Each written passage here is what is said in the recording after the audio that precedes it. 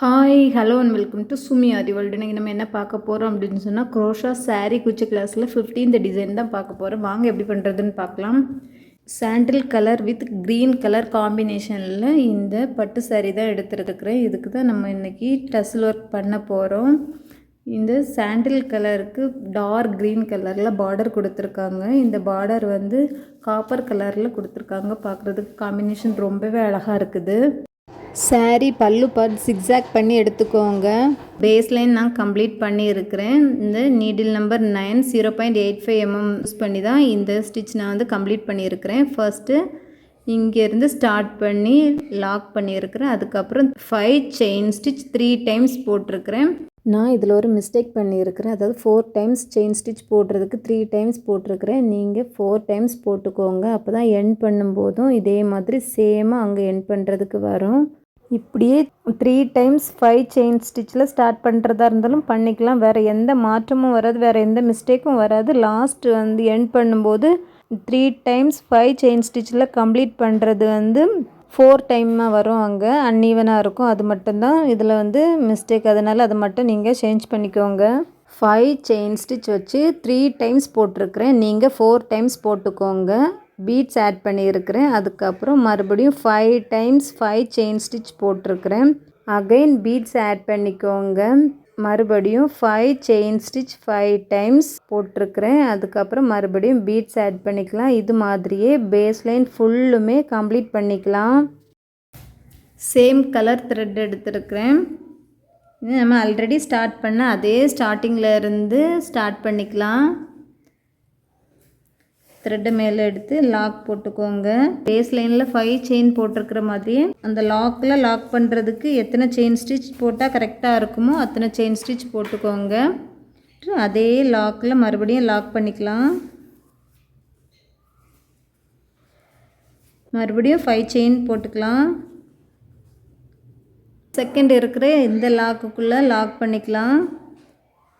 நீடிலுக்கு மேலே 2 டைம்ஸ் த்ரெட்டை சுற்றிக்கலாம். சுற்றிட்டு இந்த பீட்ஸுக்கு பின்னாடி இருக்கிற இந்த த்ரெட்டுக்குள்ளே நீடில் விட்டு ட்ரிபிள் க்ரோஷெட் போட்டுக்கலாம்.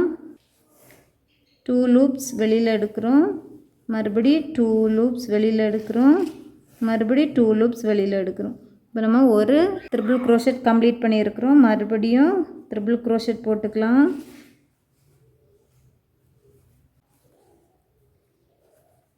டூ லூப்ஸ் வெளியில் எடுக்கிறோம். 2 லூப்ஸ் வெளியில் எடுக்கிறோம். 2 லூப்ஸ் வெளியில் எடுக்கிறோம். இப்போ 2 டைம்ஸ் ட்ரிபிள் க்ரோஷெட் கம்ப்ளீட் பண்ணியிருக்கிறோம். இது மாதிரியே இந்த பீட்ஸுக்கு பின்னாடி இருக்கிற த்ரெட்டை சுற்றிலையும் நம்ம ட்ரிபிள் க்ரோஷெட் போட்டுக்கலாம். அது மேக்ஸிமம் உங்களுக்கு வந்து எந்த விதமான லூஸும் இல்லாமல் எவ்வளவு ட்ரிபிள் க்ரோஷெட் போட முடியுதோ அந்த அளவு போட்டுக்கோங்க. நம்ம போடுற ட்ரிபிள் க்ரோஷெட் மல்டிபிள்ஸ் ஆஃப் 3 வர்றது மாதிரி, அதாவது 18, 15 இந்த மாதிரி வர்றது மாதிரி போட்டுக்கோங்க. அப்போ தான் நம்ம நெக்ஸ்ட் ஸ்டெப்பு போடும்போது அதுக்கு கரெக்டாக வரும். நம்ம ஒரு ஆர்ச் கம்ப்ளீட் பண்ணியிருக்கிறோம். இதில் டோட்டலாக 18 ட்ரிபிள் க்ரோஷெட் நான் கம்ப்ளீட் பண்ணியிருக்கிறேன். நெக்ஸ்ட்டு இந்த லாக்குக்குள்ளே லாக் பண்ணிக்கலாம். நெக்ஸ்ட்டு 5 செயின் ஸ்டிச் போட்டுக்கோங்க. 2 3 4 5. நெக்ஸ்ட்டு இருக்கிற லாக்குக்குள்ளே லாக் பண்ணிக்கலாம்.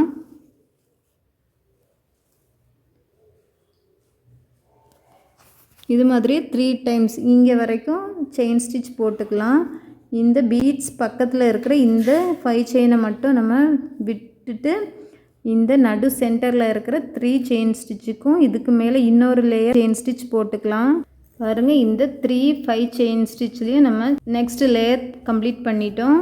நெக்ஸ்ட்டு இந்த பீட்ஸை சுற்றி நம்ம ஆர்ச் கம்ப்ளீட் பண்ண போகிறோம். க்ரோஷெட்டால் ஆர்ச்சஸ் போட்டுக்கலாம். இந்த பீட்ஸ்க்கு பேக் சைடில் இருக்கிற த்ரெட்டில் நீடில் விட்டு ட்ரிபிள் க்ரோஷெட் போட்டுக்கலாம். ஃபர்ஸ்ட்டு போட்ட மாதிரியே இந்த பீட்ஸ்க்கு பின்னாடி இருக்கிற த்ரெட்லையும் நம்ம 18 ட்ரிபிள் க்ரோஷெட் போட்டுட்டு பார்க்கலாம். ஃபர்ஸ்ட் ஆர்ச்சில் நீங்கள் எவ்வளோ ட்ரிபிள் க்ரோஷெட் போடுறீங்களோ அதே அளவு தான் நெக்ஸ்ட் வர எல்லா ஆர்ச்சஸ்க்குமே நீங்கள் போடணும். அப்போ தான் பார்க்குறதுக்கு ஈவனாக இருக்கும். இந்த ஆர்ச்சையும் ஃபுல்லாக கம்ப்ளீட் பண்ணிவிட்டு பார்க்கலாம். பாருங்கள், நம்ம நெக்ஸ்ட் ஆர்ச்சும் கம்ப்ளீட் பண்ணியாச்சு. இனி இந்த நெக்ஸ்ட்டு இருக்கிற இதே லாக்கில் லாக் பண்ணிக்கலாம். மறுபடியும் நெக்ஸ்ட் லேயர் இங்கே ஒரு 5 செயின் ஸ்டிச் போட்டுட்டு இந்த லாக்குக்குள்ளே லாக் பண்ணிக்கலாம். இந்த மாதிரியே லாஸ்ட் வரைக்கும் ஸ்டிச் பண்ணிவிட்டு பார்க்கலாம். செகண்ட் ஸ்டெப் ஆர்ச்சஸ் ஃபுல்லுமே கம்ப்ளீட் பண்ணியாச்சு. இனி தேர்ட் ஸ்டெப் ஸ்டார்ட் பண்ணலாம். நான் க்ரீன் கலர் சில்க் த்ரெட் எடுத்திருக்கிறேன் 6 ஸ்ட்ராண்ட்ஸாக. இந்த சில்க் த்ரெட்டில் பீட்ஸ் போட்டு எடுத்திருக்கிறேன். அதாவது 3 mm பீட்ஸ் எடுத்திருக்கிறேன். நீங்கள் உங்ககிட்ட என்ன பீட்ஸ் அவைலபிள் இருக்குதோ அந்த மாதிரி பீட்ஸ் லோட் பண்ணி எடுத்துக்கோங்க. இந்த சில்க் த்ரெட்டில் நீங்கள் நார்மல் நீடில் யூஸ் பண்ணி பீட்ஸ் ஈஸியாக லோட் பண்ணிக்கலாம். அந்த மாதிரி லோட் பண்ணிக்கோங்க. இப்போ நம்ம ஸ்டார்ட் பண்ணலாம். ஃபர்ஸ்ட் அண்ட் செகண்ட் ஸ்டெப் எந்த இடத்துலேருந்து ஸ்டார்ட் பண்ணமோ அதே இடத்துல இருந்து மறுபடியும் த்ரெட்டை மேலே எடுத்துருக்கிறேன். எடுத்துட்டு 4 to 5 செயின் ஸ்டிச் போட்டுக்கலாம். போட்டுட்டு நம்ம லாக் பண்ணியிருக்கிற அதே இடத்துல லாக் பண்ணிக்கலாம். நெக்ஸ்ட்டு 4 to 5 செயின் ஸ்டிச்சஸ் போட்டுக்கலாம். நெக்ஸ்ட்டு இருக்கிற லாக்கில் லாக் பண்ணிக்கலாம். நீடிலுக்கு மேலே 1 டைம் த்ரெட்டை சுற்றிக்கலாம். சுற்றிட்டு நம்ம அதாவது ஃபர்ஸ்ட்டு போட்டிருக்கிற பேஸ் லைனை விட்டுருங்க. விட்டுட்டு 3 ட்ரிபிள் crochet எடுத்துக்கோங்க. நீடிலுக்கு மேலே 1 டைம் த்ரெட்டை சுற்றிட்டு இந்த third and fourth triple crochet கேப்புக்குள்ளே நீடில் விட்டு டபுள் crochet போட்டுக்கலாம்.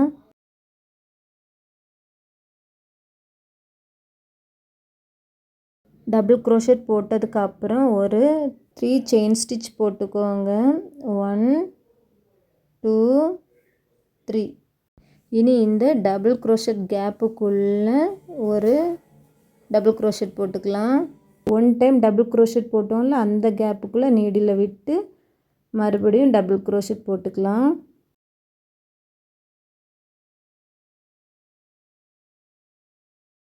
இனி ஒரு பீட் ஆட் பண்ணிக்கோங்க.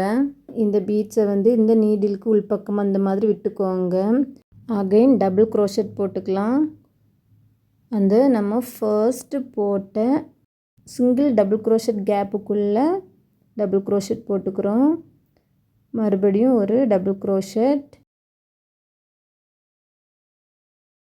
அதாவது பீட்ஸுக்கு வலது பக்கம் 2 டபுள் crochet, இடது பக்கம் 2 டபுள் crochet அந்த மாதிரி. ஃபர்ஸ்ட்டு போட்டிருக்கிற 3 செயின் ஸ்டிச்சையும் ஒரு டபுள் crochetட்டாக கன்சிடர் பண்ணிக்கலாம். இனி மறுபடியும் next 3 and 4th triple crochet கேப்புக்குள்ளே ஒரு டபுள் crochet போட்டுக்கலாம். டபுள் crochet போட்டதுக்கப்புறம் 3 செயின் ஸ்டிச் போட்டுக்கலாம். 1 2 3 செயின் ஸ்டிச் போட்டதுக்கப்புறம் நீடிலுக்கு மேலே 1 டைம் த்ரெட்டை சுற்றிட்டு இந்த லாஸ்ட்டாக போட்ட டபுள் crochet கேப்புக்குள்ளே டபுள் crochet போட்டுக்கலாம்.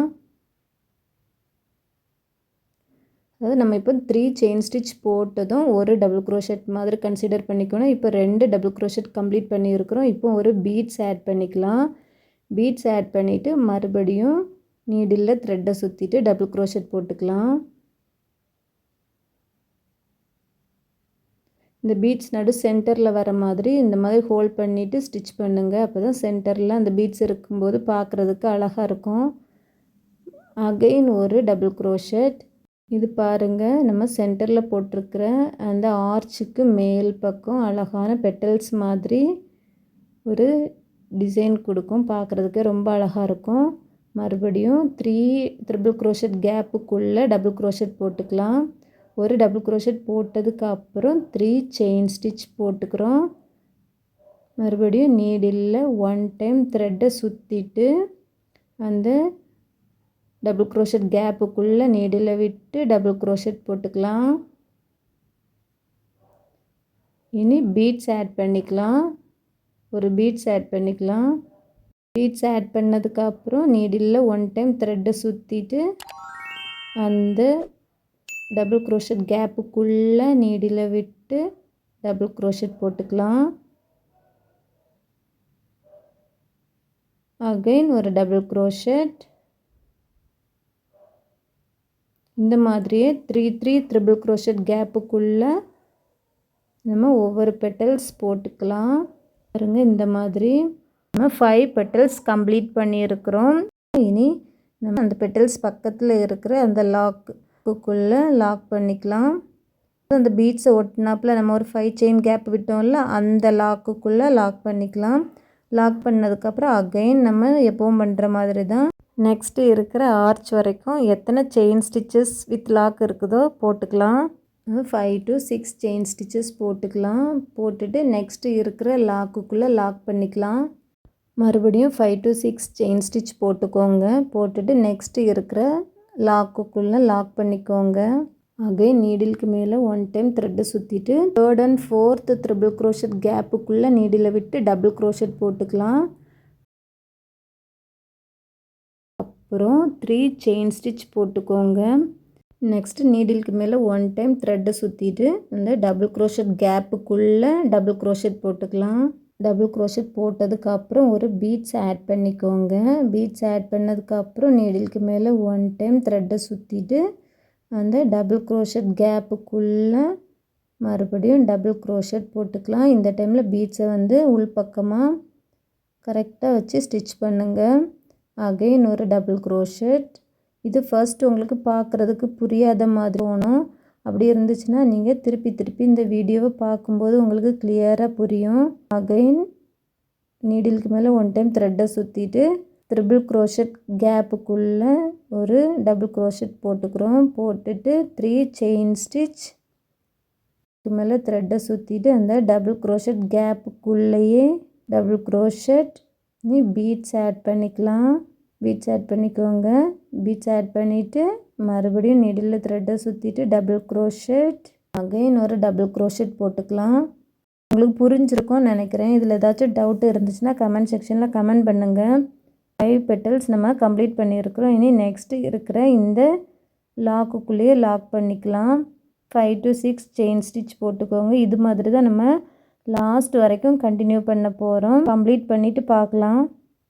பாருங்கள், நம்ம ஃபுல்லுமே கம்ப்ளீட் பண்ணியாச்சு. நான் ஒரு மிஸ்டேக் பண்ணியிருக்கிறேன்னு சொன்னேன் பார்த்தீங்களா, லாஸ்ட் எண்ட் பண்ணும்போது பாருங்கள், இங்கே 3 டசல் கேப் வர்றதுக்கு பதில் பாருங்கள் 4 டசல் கேப் வந்திருக்குது. இந்த த்ரெட் அந்த மாதிரி நீங்கள் ஒட்டிக்கோங்க. இங்கேருந்து இந்த ஒரு 5 செயின் ஸ்டிச்சையும் நம்ம ஃபர்ஸ்ட்டு ஃப்ரண்ட்டில் எடுத்திருந்தோம் அப்படின்னு சொன்னால் கரெக்டாக ஃபர்ஸ்ட்டும் லாஸ்ட்டும் 3 செயின் ஸ்டிச்சில் கம்ப்ளீட் ஆகிருக்கும். பாருங்கள், இங்கே இப்போ 2 டசல் கேப்பு தான் இருக்குது. எண்டிங்கில் 4 வந்துடுச்சு. இதை மட்டும் நீங்கள் கரெக்ட் பண்ணிக்கோங்க. நான் டசல்ஸ் எல்லாமே போட்டு ஃபுல் ஒர்க்கையுமே கம்ப்ளீட் பண்ணியிருக்கிறேன்.